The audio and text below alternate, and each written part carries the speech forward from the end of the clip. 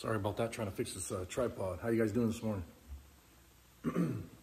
So I had one of my viewers, YouTube viewers, he said, hey, I was watching one of your videos and he noticed one of the tools that I wanted to do a restoration on. I have some restoration tools that I want to do some restorations on, you know, real soon, because I'd like to put them in use, or I want to put them in another toolbox for our other channel for NZ Mopar, Glenn Ridd on YouTube. Go check him out.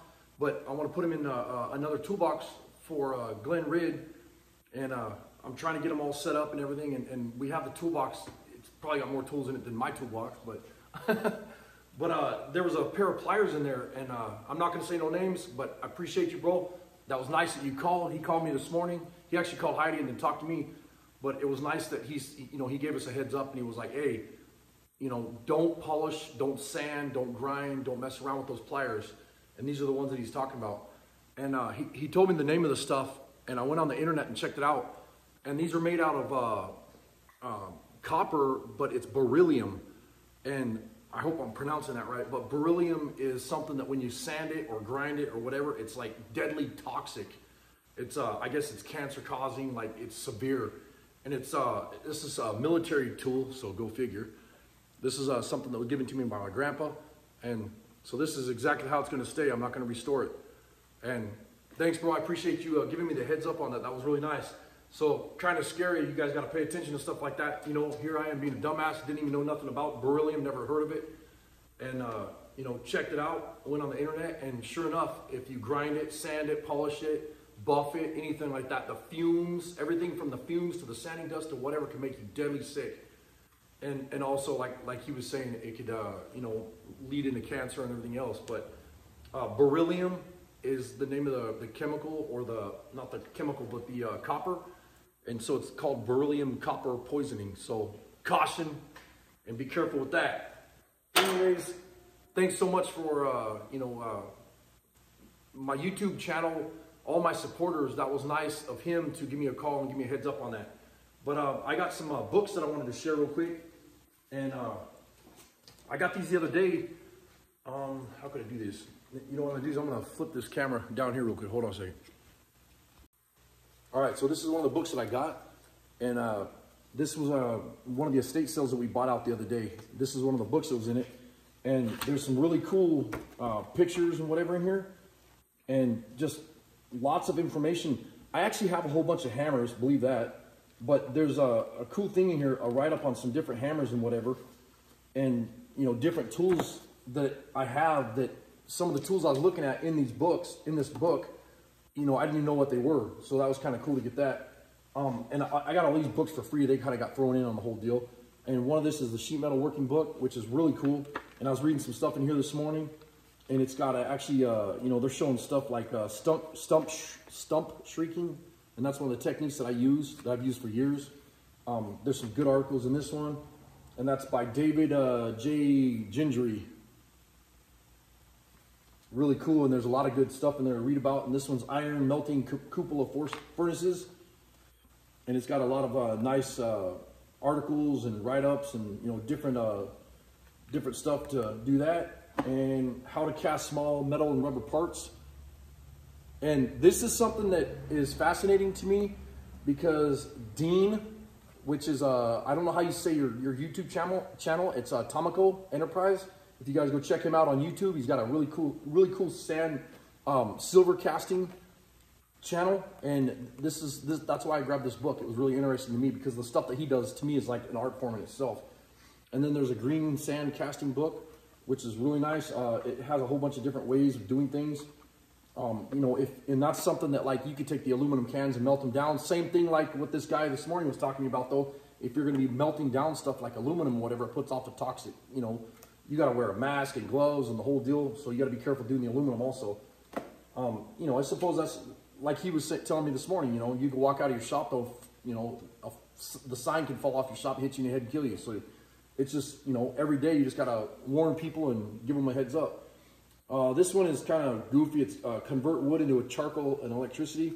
But I like the homesteading stuff and, you know, bushcrafting and survival stuff. So I figured that might be kind of interesting. And this is another one like that, like Tomico's Enterprises on YouTube. you know, the metal casting. That's why I grabbed this book. So this is kind of fascinating.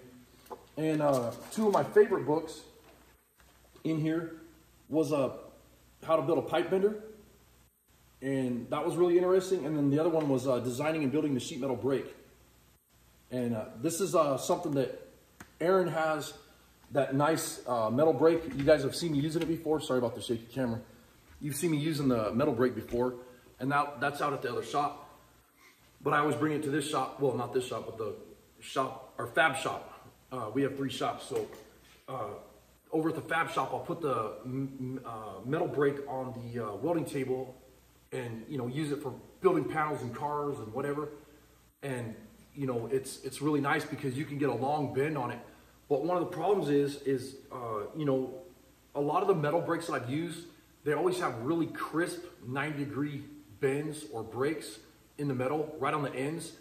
And then what happens is in the center, you come in about 5" on both sides, and then from there to there, on both sides of the length, you know, in the center, it doesn't break it like 90 degrees. It has kind of like a soft bend.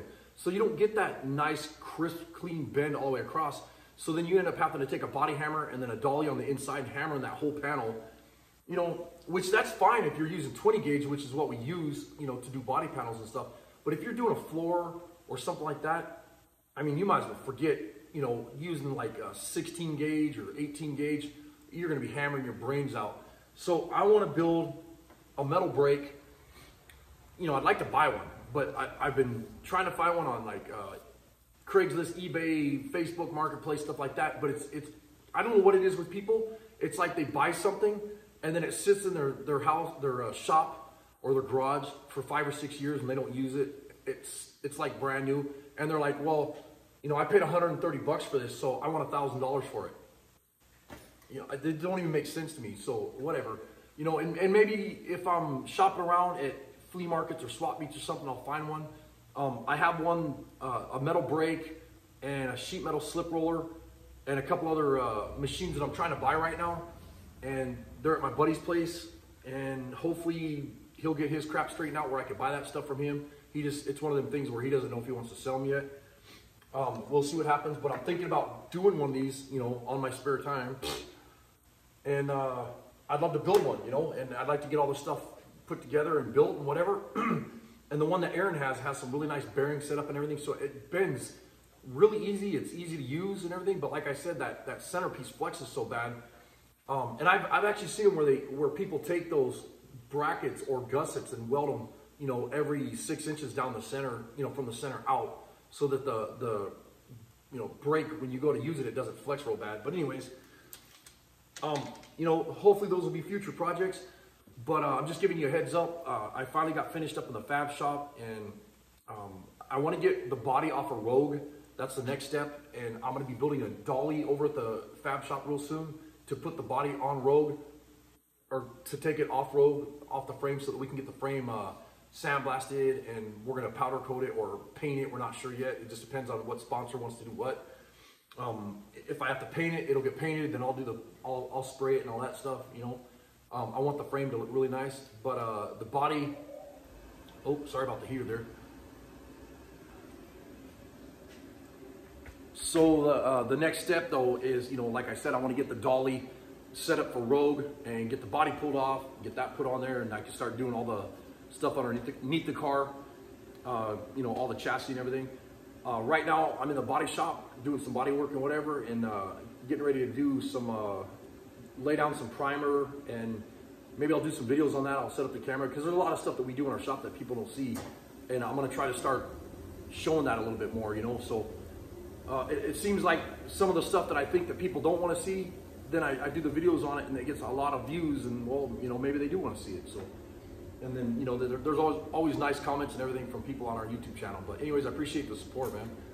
And I'm going to get out of here. I just wanted to show you that deal with the pliers.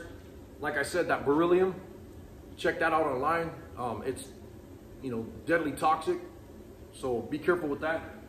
And like I said, I want to thank the guy that called in this morning and talked to us about that. That was really cool. You know, thank you to all my supporters for all the support on the channel and everything. And then all the comments. And I have people texting me and call me all the time on the channel that are either wanting to buy tools or hats or shirts or merch or you know, hang out and talk and tell us that, hey, we're doing good on the channel. That stuff goes a long ways. It means a lot, you know. And I'm gonna keep trying to do some other stuff on the channel so that we could, you know, improve it a lot better. And we just hit 23,000 subs, and I can't thank you guys enough. You know, honestly, I never thought it would hit 100 subs, and here we are at 23,000, and it's like, wow, that's kind of crazy. But anyways, I'm gonna quit. As Glenn Ridge says, I'm gonna quit crapping on and get out of here. And you guys have a good day. Later.